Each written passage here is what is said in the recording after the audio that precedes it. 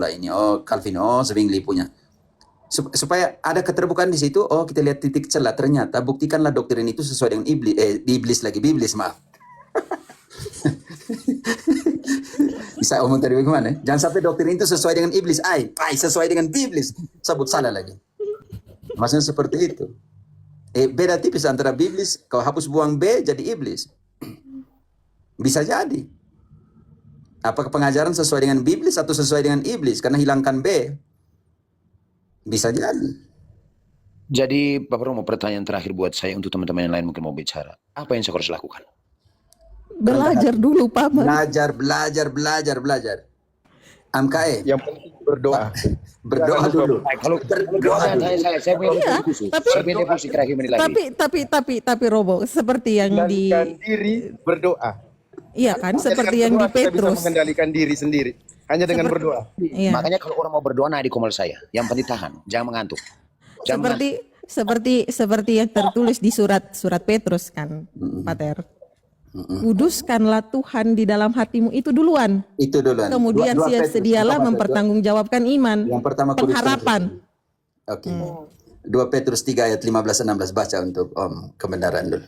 Mulai di situ pertama. Kuduskanlah Kristus dalam hatimu dan siap sedialah memberikan pertanggungjawaban kepada mereka yang meminta, jangan kau paksa. Yang meminta pertanggungjawaban. Aku baca dulu untuk kebenaran. 1 Petrus 3 mulai dari ayat 2 Petrus. Kalau yang pertanggungjawaban 1 Petrus, Pater. Iya, coba engkau baca. 1 Petrus 3 ayat 15. Mulai dari ayat 14. Tetapi sekalipun kamu harus menderita juga karena kebenaran, berbahagialah kamu. Sebab itu janganlah takut kepada mereka dan janganlah gentar. Kuduskanlah Kristus di dalam hatimu sebagai Tuhan. Siap sedialah pada segala waktu untuk memberi pertanggungjawaban kepada tiap-tiap orang yang meminta pertanggungjawaban dari kamu tentang pengharapan yang ada padamu. Lanjut 16. Tetapi haruslah dengan lemah lembut dan hormat. Dan dengan hati nurani yang baik. Itu yang saya tidak supaya bisa. mereka yang memfitnah Itu yang saya tidak bisa. kamu. Saya omong terus terang Romo, itu yang saya tidak bisa. Pak, kita Saya belum baru selesai baca, selesaikan Paman. ayat dulu, santai ya. Saya belum selesai baca. Sabar. Belajar sabar juga itu. Supaya mereka yang memfitnah kamu karena perilakumu yang baik dalam Kristus menjadi malu karena fitnah mereka itu. Gitu ya MK ya. Tabah, sabar. Itu yang saya tidak bisa Bapak Romo. Saya omong terus terang, itu yang saya tidak bisa. Makanya ketika dia naik, saya tanya lain dia saya gas dia. Kau Tapi setuju MK, Sokmam? Engkau kan Nanti misinya tadi tidak yang tercapai itu. Kitab suci sudah bilang kita tabah. Engkau bagaimana lawan lagi kitab suci? Bagaimana nanti? Itu sudah itu sudah Ini Bapak Romo. kebenaran, Paman. Nanti Paman melawan kebenaran lagi. Itu lagi saya lagi lama lagi diri saya sendiri, ini bahaya ini ya. Itu harus dengan doa. Oke, ayo. Siap. MK, ini ayat terakhir untuk MK. Ikut Paulus tuh seperti ini. 2 Timotius 3 ayat 10. Engkau ikut 7 hal, jangan ikut satu saja. 7 hal harus diikut dari Paulus supaya ikut Yesus. Ya, walaupun ayat sebelumnya itu bagus juga ya, tapi kita baca ayat 10. Biar aja. 2 Timotius 3 ayat 10. Engkau telah mengikuti ajaranku, cara hidupku, tujuanku, imanku, kesabaranku, kasihku, dan ketekunanku. Ikut satu Paulus yang sabar MK. Kena terus satu Paulus, kena terus engkau nih. Itu yang berat Bapak Romo, itu yang berat. Saya harus panggil dari Paulus kau dekat dengan saya. Karena selama ini yang dekat dengan saya itu Elia. Karena saya sering tantang dukun, peramal, petanung, pemanggil. Nabi Elia selalu datang ke saya. Paman kebenaran begini ya. Paman kan itu Paman ini sebenarnya Romo kasih ayat-ayat ini sebagai bahan refleksinya Paman sendiri. Karena kenapa? Narasi pertama yang Paman bawa ke sini adalah saya jengkel kenapa mereka selalu menolak kebenaran. Tapi di satu sisi Paman pun sendiri menolak kebenaran yang dalam kitab suci. Dengan apa? Bersiap sedialah mempertanggungjawabkan, tapi dengan lemah lembut. Kalau Paman tidak mau lemah lembut, berarti Paman menolak kebenaran yang Paman benci sendiri itu. Lemah lembut ini yang saya susah bergerak. Lemah lembut. Nah, harus bisa. Sama seperti mereka susah menerima apa yang Paman tahu tentang Tentang Bukan Matius begini. 16-18. Begini Ibu, masalahnya mereka naik, kita tanya. Begini Paman, Oh, iya, begini, kami Kristen. sabar, dengar dulu. Dari tadi Paman sudah terlalu banyak berbicara, dengar, Kayaknya belajar kita mendengar, harus- iman kita- tumbuh dari kita yang pendengaran. harus sabar. Kitanya yang harus sabar. Sekarang tertulis kami dalam sabar kitab dengan Om suci. lagi nih. Tidak. Ame waktu saya SD tuh, kami di sekolah itu sebelum memulai pelajaran, suster kepala selalu ajar kami berdoa. Yesus yang lemah lembut dan rendah hati, jadikanlah Jadikanlah hati hatiku seperti kami. hatimu. Oh Maria, bundaku, aku ini anakmu. Nah, Nah, itu setiap kali kami memulai pelajaran, memulai kegiatan ekstrakurikuler, suster kepala selalu ajarkan kami seperti itu. Jadi, agar kami melihat diri kami sendiri dulu, baru kami bisa keluar. Kalau kami masih tidak baik dari dalam diri, bagaimana kita bisa membawa itu keluar? Nah, itu dia. Itu pesan dari suster kepala untuk kami waktu kami masih sekolah itu. Oke, begitu juga pesan dari Romo. kita ganti Ini kebenaran kitab suci. Sudah, kita stopkan dulu Paman kebenaran ini. Silakan Paman kebenaran melanjutkan. Bagi teman yang lain, saya stop dulu. Ya, Nanti saya renungkan ya, semua ayat-ayat tadi. Saya akan baca ulang. Saya akan renungkan. Semoga lemah lembut dari Paulus. Saya akan undang Paulus malam ini. Paulus kau doa dengan saya dulu ya, supaya saya bisa lemah lembut. Ya, ya. Amin. Seperti Terima itu. kasih. Amin. Oke. Silakan Paman Mangga Pak. Melchmut. Silakan Paman Melchmut yang sudah pulang. menanti dari tadi Atau dengan ada- sabar. Ada Protestan. Amka yang kau turun, mungkin ada Protestan yang mau naik ya, Amka ya? Ayo. Siapa Protestan yang mau naik? Sebuah Iya, mungkin ganti-ganti. kenekatan yang nyata. Saya akan renungkan semua ayat-ayat tadi sendiri ya. Oke. Terima Ya, kasih. ya. Malam. Begitu Paman turun Berdoa dulu. gantian. Kalau nanti Ya. Rasul Paulus datang itu susahnya simbolnya Rasul Paulus itu pedang. Jadi ada Itu Mikael. Saya punya teman. Saya punya teman spiritual Mikael. Cukup sudah, kita gantian dengan yang lain lagi, oke? Nah. Oke, silakan lanjut Paman Melchmut. Kalau tidak saya buka musik menyanyi nih sebentar. Lanjut. Kalau semangat kita punya paman ini. Baik Romo. Ini pertanyaan saya mungkin ya, biar kita jangan sampai salah tentang hal ini ya Romo ya. Apalagi mungkin dengar-dengar dari teman-teman dari Roti atau bagaimana, tapi mungkin lebih kepada pandangan Katolik ya terkait dengan Theophany, Cristofani, Angelovani.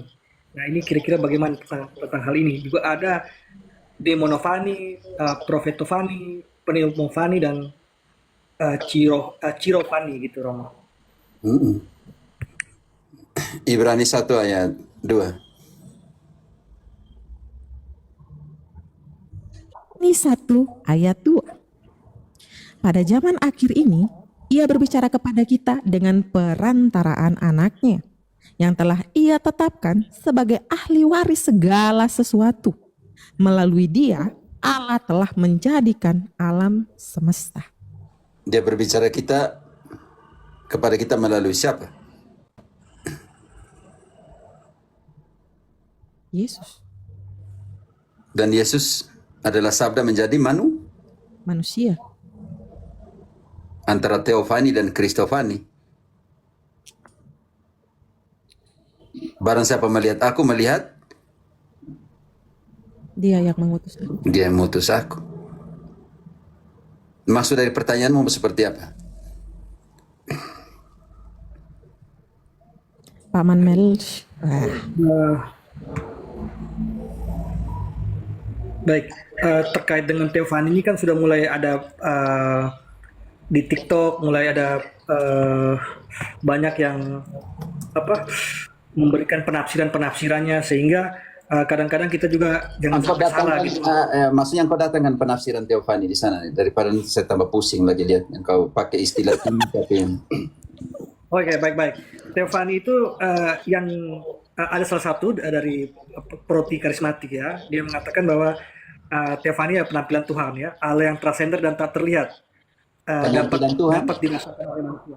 penampilan. Itu contohnya mungkin seperti Nabi Musa begitu. Terus Cristofani itu contohnya Abraham, Yakub dan Nebukadnezar.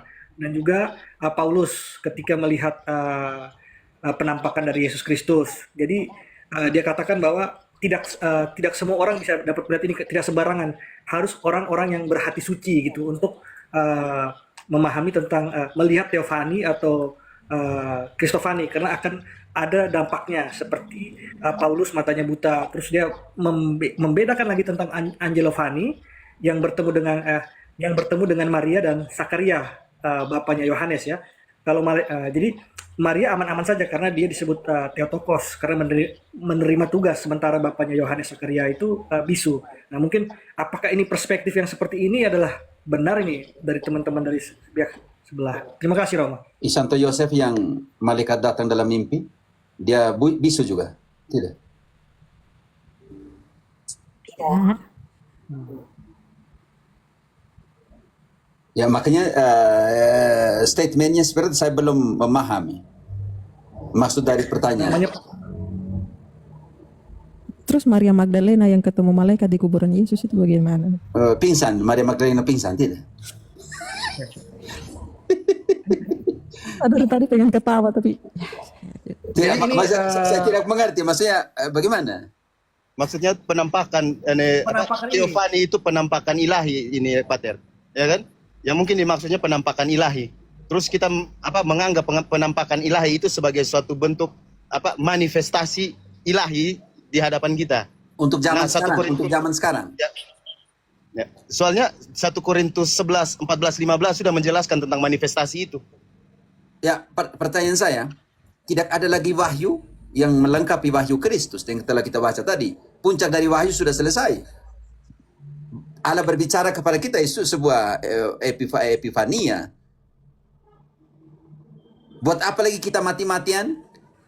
Maksud saya, engkau maksud berarti pendeta juga bisa omong, Tuhan bisa tampakkan kepada para pendeta, begitu? Karena dia punya hati yang murni. tidak semua pada zaman ini dia meragukan bahwa semua orang itu akan bisa melihat karena konsekuensinya akan sangat berat begitu. Itu menurut pemahamannya Pak Ngopi Rohani namanya. Dia dari Tetapi karismatik. ingat bahwa ketika Maria Magdalena ditampakkan, malaikat menampakkan diri Magdalena tidak apa-apa. Betul. Oke, Matius 27 ayat 52-53. Apakah orang kudus itu menampakkan diri kepada banyak orang atau tidak? Setelah kebangkitan mereka.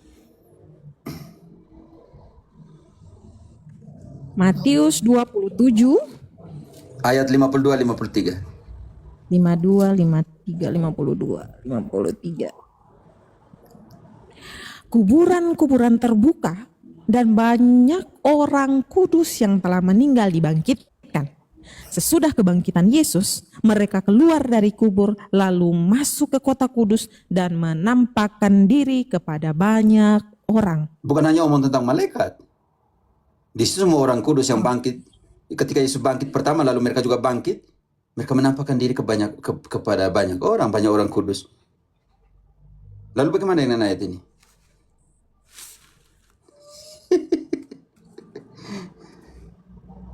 Halo, bagaimana dengan ayat ini? Pak Manmel,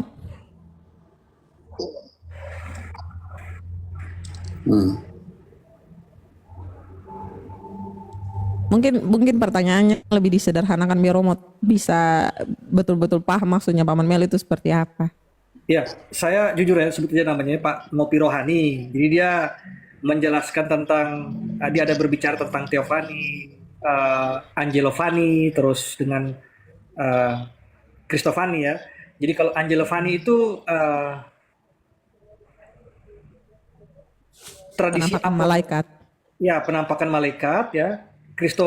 Christophany dia tidak menjelaskan secara lebih gamblang tapi lebih kepada malaikat. Jadi seperti Paulus ketika melihat penampakan Yesus Kristus matanya buta gitu karena dia ada dosa begitu pandangan dari dia gitu. Jadi dia juga jelaskan juga kalau malaikat itu ada yang menerima penyembahan, ada juga malaikat yang tidak menerima penyembahan. Nah, saya juga tidak mengerti nih kenapa sampai dia mengatakan bahwa ada malaikat yang menerima penyembahan dan yang tidak menerima penyembahan. Jadi Romo tolong luruskan dulu ini pemahaman proti ini. Terima kasih Romo. Penyembahan hanya kepada Allah. Di dalam wahyu, penyembahan tidak kepada para malaikat. Penyembahan hanya kepada Allah. Kalau di sini sudah dikatakan bahwa ada penyembahan kepada para malaikat, berbahaya sekali. Makanya Berarti mereka menuhankan malaikat. iya, sedangkan dalam kekatolikan sangat jelas penyembahan adorasi latria hanya kepada Allah. Lalu dulia kepada para penghormatan kepada orang kudus dan hiperdulia kepada Maria spesial karena tempat diam pertama Tritunggal Maha Kudus. Lukas 1:35. Roh Kudus akan turun atasmu dan kuasa Allah akan menaungi engkau, sebab itu anak yang akan kau lahirkan adalah kudus, anak Allah. Tritunggal Maha Kudus hadir di dalam Maria. Lukas 1:35. Makanya tambah lagi sesat. Saya tolong dong Katolik tidak usah ikut pengajaran yang aneh-aneh seperti itu. Itu yang pertama. Dan yang kedua, kita harus mengerti apa itu malaikat. Angel, angelus, angel, angel, itu artinya pembawa pesan. Mereka tidak bisa membawakan pesannya sendiri. Karena itu mereka bagian dari ciptaan.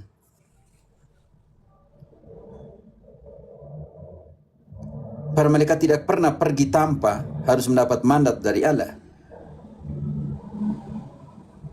Itu yang itu. Dan yang ketiga, yang ketiga, ketika malaikat datang, kalau begitu, kalau dia bilang begitu, kalau berdosa, contoh Paulus, dia mata buta, atau malaikat yang pergi menampakkan diri, contohnya dia pakai kasusnya Sakarias. Sakarias bukan karena dia berbicara dengan malaikat Tuhan, melainkan dia tidak percaya, maka dia jadi buta.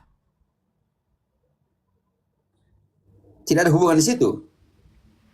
Kalau begitu, pakai alasan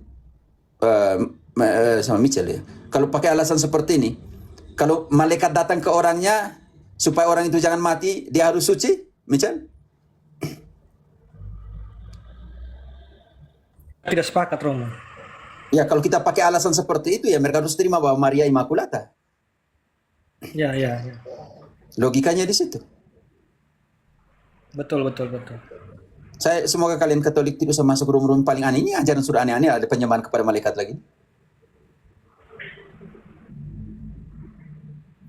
Kenapa? Kevakuman kepemimpinan otoritas, maka semua orang akan melakukan apa yang dibuat. Hakim-Hakim 17 ayat 6. Inilah soal, kalau tidak ada magisterium, kalau tidak ada pemimpin, maka semua orang akan melakukan sesuai dengan yang dipikirkan. Hakim-Hakim 17 ayat 6. 17:6. Pada zaman itu tidak ada raja di antara orang Israel. Setiap orang melakukan apa yang benar menurut pandangannya sendiri. 21-25. 21. Masih Hakim-Hakim 21-25. Yang sama, dia hanya penekanan ulang. Oke.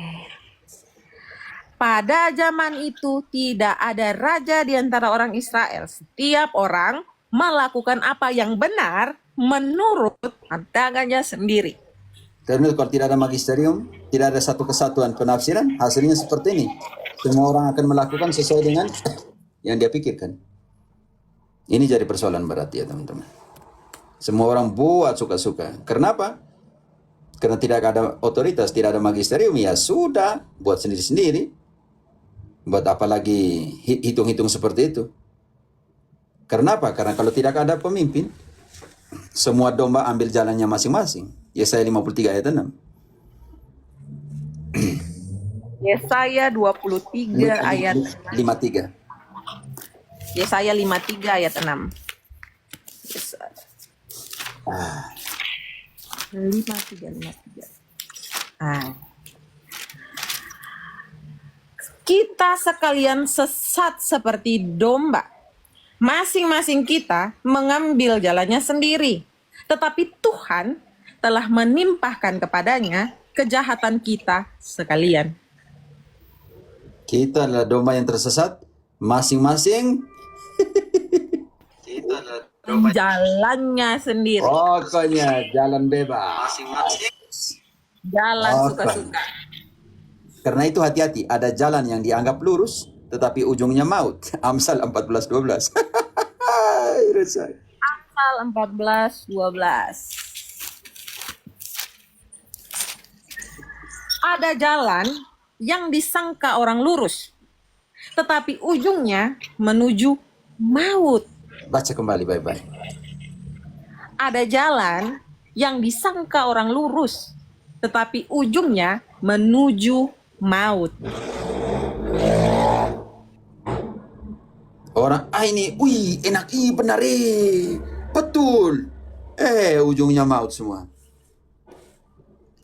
Tolong teman-teman ya, saya pikir kalau terlalu kamu ke sana, mempersoalkan yang sama saja, kalian menyalibkan Kristus kembali dan mencelanya di depan umum. Paulus bilang kita tidak, dalam Ibrani, kalau yang Paulus tulis, dalam Ibrani bilang kalau kita omong lagi tema-tema yang sama itu, kita tidak berkembang tidak punya kemajuan iman. Yang sama saja PMP terus. Paulus sudah marah besar itu dalam Ibrani 6 ayat 1 selanjutnya, Nona. Paulus sudah bilang, kamu ini. Sebab itu, marilah kita tinggalkan asas-asas pertama, ajaran tentang Kristus, dan beralih kepada perkembangan yang penuh. Janganlah kita meletakkan lagi dasar pertobatan dari perbuatan yang sia-sia. Dasar kepercayaan kepada Allah. Ajaran tentang berbagai pembaptisan, penumpangan tangan, kebangkitan orang-orang mati, dan hukuman kekal. Tahan dulu, ayo. Baptis sudah jelas, buat apa omong lagi? Penumpangan tangan, pentabisan sudah jelas, buat apa lagi suksesi kita omong lagi? Penghakiman sudah jelas, akhir zaman sudah jelas, kenapa harus omong lagi? Lanjut. Jadi ayat 3, itulah yang akan kita perbuat jika Allah mengizinkannya. Sebab mereka yang pernah diterangi hatinya, yang pernah mengecap karunia surgawi, dan pernah mendapat bagian dalam Roh Kudus, dan yang mengecap firman yang baik dari Allah. Tangan ayo. Orang yang telah mengecap. Apa tadi? Kebenaran, apa lagi? Ayo. Sebab, Karunia surgawi, apa lagi? mendapat bagian dalam Roh Kudus. Karena pentabisan ya, penumpangan tangan. Bisa mengerti, karena makanya Roh Kudus itu diterima melalui penumpangan tangan para rasul. Apa lagi? Mengecap firman yang baik dari Allah dan kuasa-kuasa dunia yang akan datang. Yang dapat semua kitab suci itu, kuasa dunia. Dan ketika mereka murtad, mereka yang telah mengalami itu, seperti Luther, mantan imam itu, dan murtad, ada hukumannya. Namun murtad lagi, setelah semua sudah dapat itu, namun murtad lagi tidak mungkin dibarui sekali lagi supaya bertobat. Sebab mereka menyalibkan lagi anak Allah bagi diri mereka dan menghinanya di depan umum. Artinya, semua yang buat seperti itu dikategorikan sebagai murtad. Dan di situ keras sekali Ibrani bilang, dan tidak ada lagi peluang untuk pertobatan. Karena apa? Karena menyalibkan Kristus di dalam diri mereka dan mencela anak Allah di depan umum.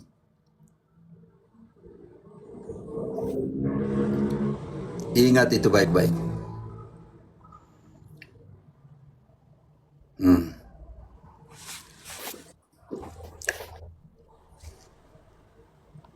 Oke, jadi Katolik yang suka pergi cari dia punya guru-guru untuk senangkan telinga itu, bertobat sudah ya? Masa sih yang tidak magisterium seperti Edis TV ajar Katolik juga? Benar ya, benar ya. Benar dari mana?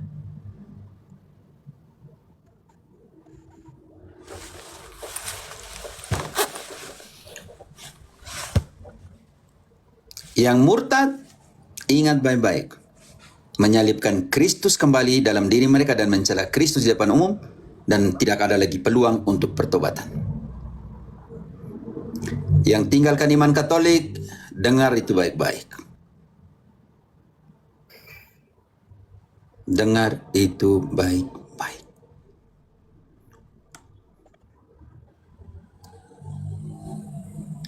Paulus saja berjuang dari Yudaisme masuk ke Katolikan, ke Kristen yang sejati.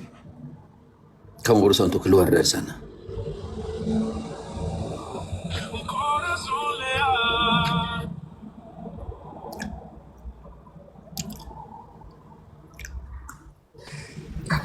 Ada lagi yang mau ditanyakan? Iya Romo, ini mungkin yang kedua tuh Romo. Tadi apa tadi Romo? 3 dasar apologet tadi, Asensius apa? 2 lagi Romo, saya lupa mencatat. Fidusia. Engkau sudah mengerti? Ya, Halo? ya biar nanti saya belajar. Halo? Ya, ya. Iya, ya.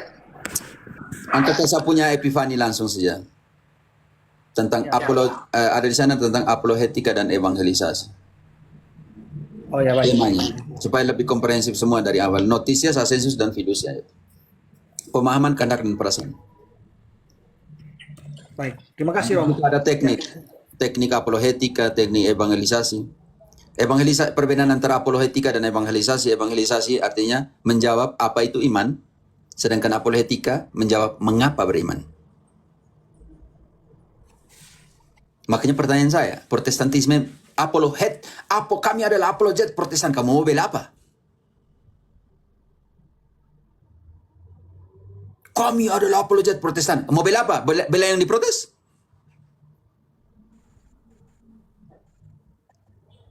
Kami adalah apologet Calvinis, bela apa? Bela doktrinnya Calvin?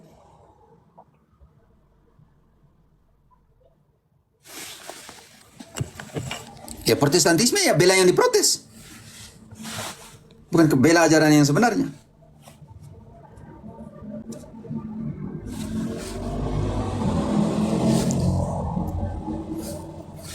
Mana Efrasoro MYM, Deking ada semuanya. Datang sini dan omong, kamu bela apa?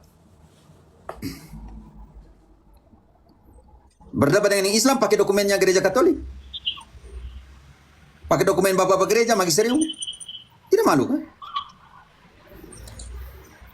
Mereka kayaknya tidak berani datang, makanya utus Adi Markus, Pater.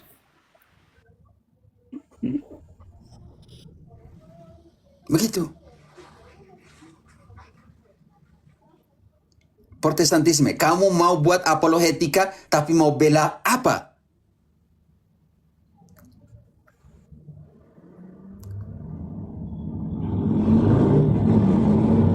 Ya Katolik memang ada alasan. 2000 tahun dengan gereja yang sama, satu, apostolik, katolik, kudus. Berdosa karena kami berdosa. Makanya saya lebih memilih di rumah sakit untuk orang berdosa daripada denominasi yang menganggap diri kudus, museum untuk orang kudus di sana. Buat apa juga museum masih hidup? Fosil semua yang ada di sana. Namanya fosil spiritual, menganggap diri sudah jadi fosil orang kudus di sana. Katolik-Katolik yang suka menjadi peranton doktrinal itu kembali lagi. Merantau sana-sini. Semacam balada pelaut. Setiap kali kamu singgah di pelabuhan, kamu ganti pasangan doktrinal. Engkau bantu dulu. Ayo. Keras sekali Paulus punya pernyataan ini. 1 Korintus 1 Korintus 10 ayat. Coba 10 ayat. Coba 10 ayat 1. Bukan 10 ayat 1. Paulus terlalu keras dia pernyataan supaya sebentar ingat dulu. Oh ya, 2 Korintus 11 mulai ayat 1. Korintus 11 dimulai dari ayat 1. Alangkah idamanku, tolong di mute dulu mic-nya, thank you. Saya coba mute dari sini, tidak bisa, kayaknya masalah jaringan. Alangkah baiknya jika kamu sabar terhadap kebodohanku yang kecil itu. Memang kamu sabar terhadap aku. Sebab aku cemburu kepada kamu dengan cemburu ilahi. Karena aku telah mempertunangkan kamu kepada Ayo. Mempertunangkan di sini tulisnya, Pater. Mempertunangan kan, bukan menikahkan sebenarnya. Oh, oke. Mempertunangkan apa? Mempertunangkan bahasa Indonesia. Mempertunang. Kalau di sini ditulisnya mempertunangkan. Mempertunang. TB2. Ya, mempertunang itu apa bahasa Indonesia? Mempertunang. Mempertunang itu sebenarnya kalau mengawinkan sih belum. Iya, belum sebenarnya dikawinkan. mempertunangan kan, bukan mempertunang. Oke, makanya itu bingung saya itu. Menjodohkan. Karena aku telah mempertunangankan kamu kepada satu laki-laki untuk membawa kamu kepada perawan sebagai perawan suci kepada Kristus. Di situ Paulus mengatakan bahwa supaya kamu jangan menjadi pelacur doktrinal. Di hadapan Kristus kamu harus menjadi perawan doktrinal. Nanti yang ke bawah nanti akan menjelaskan itu. Karena pelacur itu dia terima semua, ayo. Hanya Paulus punya pernyataan hebat sekali di situ, dia haluskan. Aku mau mengenalkan kamu kepada satu, bukan kepada banyak. Itu di situ hanya mau katakan bahwa berbeda dengan pelacur doktrinal. Karena pelacur itu terima semua orang. Tapi kamu tidak. Baca ayat selanjutnya kalau tidak percaya. Namun, aku takut kalau pikiran kamu disesatkan dari kesetiaan kamu yang sejati kepada Kristus, sama seperti Hawa diperdayakan oleh ular itu dengan kelicikannya. Lanjut. Ingat bahwa buah terlarang itu omong tentang kebenaran kan? Masih Ya, ingat? Banyak orang yang menawarkan buah-buah kebenaran itu. Paulus bilang saya cemas. Bahwa kamu tergoda seperti Hawa. Kan larangan, buah pengetahuan itu kamu tidak boleh makan. Tapi dia makan. Banyak orang yang datang. Kalau kalian ada pelacur doktrinal, kalian terima semua. Suka-suka, relativisme dalam pengertian itu. Baca lagi ayat selanjutnya. 4. sebab kamu sabar saja. Jika ada seseorang yang datang memberitakan Yesus yang lain daripada yang telah kami beritakan, atau memberikan kepada kamu roh yang lain daripada yang telah kamu terima, atau Injil yang lain daripada yang telah kamu terima. Namun, menurut pendapatku, sedikit pun aku tidak kurang daripada rasul-rasul yang tak ada taranya itu. Ayat 7. Jikalau ayat 7-nya. Ajanya dari anak ada pengetahuan di situ. Jikalau aku kurang pandai dalam hal berbicara, tidaklah demikian dalam hal pengetahuan. Sebab kami telah menyatakannya kepada kamu pada segala waktu dan di dalam segala hal. 7. Apakah aku berbuat salah jika aku merendahkan diri untuk meninggikan kamu? Karena aku memberitakan Injil Allah kepada kamu dengan cuma-cuma. Cukup, tahan dulu. Jadi hati-hati dan jadi pelacur doktrinal. Orang datang dengan beritakan Injil Yesus yang lain, kamu percaya. Roh yang lain, kamu percaya. Injil yang lain, kamu percaya. Itu hati-hati. Karena kamu jangan sampai kesetiaanmu kepada Kristus dibengkokkan karena itu. Dan dia bilang tadi, sangat ayat 7, apakah aku berbuat salah jika aku merendahkan diriku di dalam pengetahuan dan aku memberitakan Injil secara cuma-cuma? Teman-teman, orang yang memberitakan Injil secara cuma-cuma itu tidak ada utusan dari siapapun. Paulus bilang 1 Korintus 9 baca ayat 16, 17, 18. Kalau ada yang memberitakan Injil supaya dibayar, bukanlah yang diutus. 1 Korintus 9 mulai dari ayat 16. Oke. Jika aku memberitakan Injil, aku tidak mempunyai alasan untuk memegahkan diri. Sebab hal ini merupakan keharusan bagiku. Celakalah aku jika aku tidak memberitakan Injil. Ayat 17 konsentrasi di sini. Andai kata aku melakukannya menurut kehendakku sendiri, memang aku berhak menerima upah. Tahan dulu. Namun, Artinya, yang menerima upah di dalam penginjilan adalah mereka yang mewartakan Injil menurut kehendak. Kalian sudah tahu sini teman-teman. Protestan yang ada. Semua pendeta yang minta dibayar untuk mewartakan Injil adalah mewartakan Injil pakai kehendak sendiri. Tidak ada yang mengutus itu. Lanjut. Namun, karena aku melakukannya bukan menurut kehendakku sendiri, pemberitaan itu adalah tugas penyelenggaraan yang dipercayakan kepadaku. 18 kesimpulan. Jika demikian, apakah upahku? Upahku ialah ini, bahwa aku boleh memberitakan Injil tanpa upah, dan bahwa aku tidak menggunakan hakku sebagai pemberita Injil. 2 Korintus 2:17. 2 Korintus 2:17. 2:17. Sebab kami tidak sama dengan banyak orang lain yang menjajakan firman Allah. Sebaliknya, dalam Kristus Apa itu kami menjajakan? berbicara Apa itu menjajakan?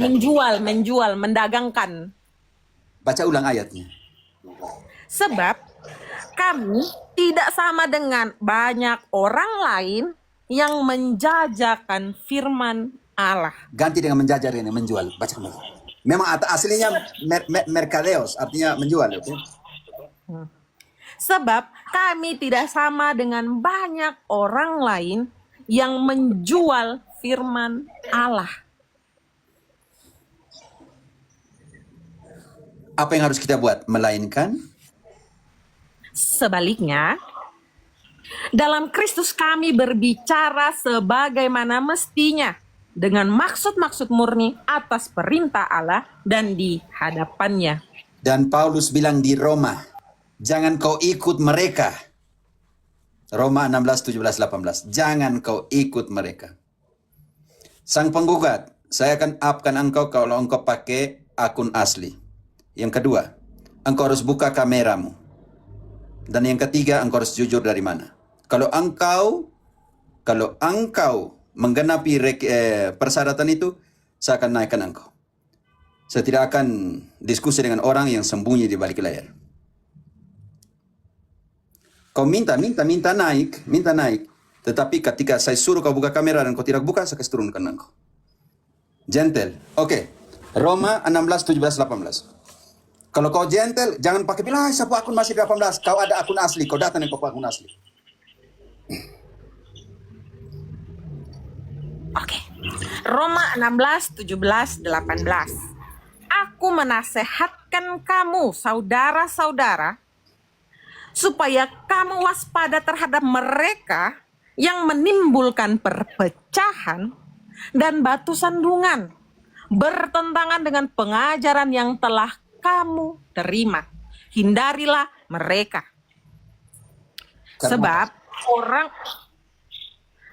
Sebab orang-orang demikian tidak melayani Kristus, Tuhan kita, tetapi melayani perut mereka sendiri dengan kata-kata yang muluk-muluk dan bahasa yang manis. Mereka menipu orang-orang yang tulus hatinya. Itu penggugat itu berani bodoh. Dia bilang up, ternyata dia tidak minta untuk up. Kan jadi lucu. Manja minta dijambak, minta dinaikkan. Manja. Gara-gara sekarang sudah hilang, tidak ada lagi komen di sini dia. Manja. Anak yang hilang saya pulang kembali ke rumah tidak perlu dimanja. Yang di dalam Lukas 15 tuh 11-32 tidak perlu dimanja, dia pulang sendiri ke rumah. Ini Pergi tarik dia dari anta berantah sana. kan jadi lucu. Dia sudah bilang dari itu hari, kalau engkau berani, engkau pakai akun asli, buka kameramu, saya mau kenal engkau. Daripada saya omong dengan patung dan dengan hantu yang tidak kasih tunjuk muka. Karena itu hati-hati. Hati-hati orang yang mengajar. Mereka tidak mengajar tentang Yesus, tapi mereka pikir mereka perut. Karena itu, orang yang mengajar, yang mewartakan sabda, hanya untuk upah, itu mereka mewartakan atas kehendak mereka sendiri, bukan diutus.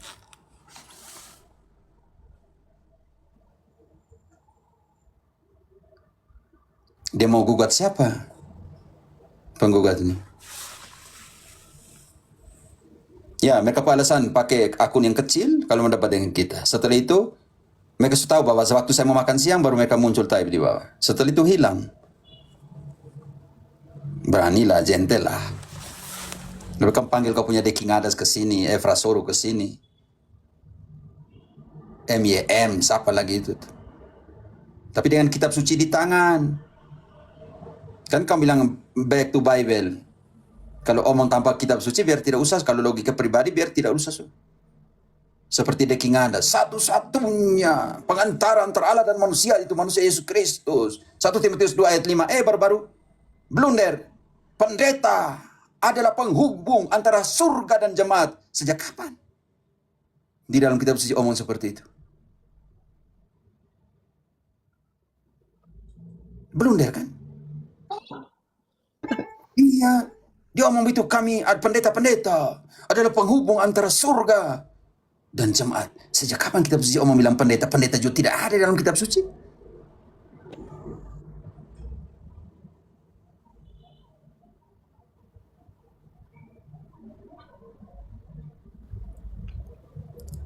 Budi Asali pernah tuh di dekat saya dulu. Dia lari Dia lari, dia tantrum baru dia lari. Biasanya begitu. Kalau kakek-kakek satu itu. Kamu bisa bayangkan pendeta Markus, Adi Markus adalah penghubung surga dan jemaatnya. Kami yang ada hak biblis, kami tidak omong seperti itu. Jangan suruh kami bayangkan, Pater. Saya tidak bisa membayangkan Adi Markus jadi penghubung antara jemaat dan surga. Olsen ada